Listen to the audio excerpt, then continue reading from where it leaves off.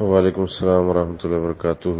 سورج گرہن یا چاند گرہن کے بارے میں جو لوگوں کے عقائد و نظریات ہیں، بعض کہتے ہیں کہ یہ کام ہوا ہے اس لیے سورج گرہن لگا ہوا ہے، کوئی مرا ہے، کوئی پیدا ہوا ہے، یا کہتے ہیں کہ کوئی حاملہ ہے تو بچہ ضائع ہو جائے گا یا اس کو کوئی مسئلہ بن جائے گا۔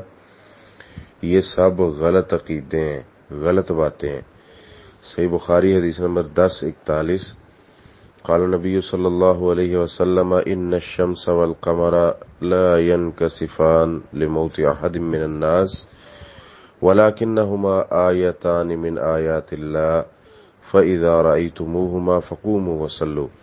اللہ کے نبی صلی اللہ علیہ وسلم فرماتے ہیں کہ یہ اللہ کی نشانیوں میں سے نشانیاں ہیں، جب کوئی ایسا معاملہ بنے تو آپ اللہ سے ڈریں اور اللہ کے ہاں قیام کریں، نماز پڑھیں، بس اتنا ہی اللہ کے رسول صلی اللہ علیہ وسلم نے ہمیں بتایا ہے۔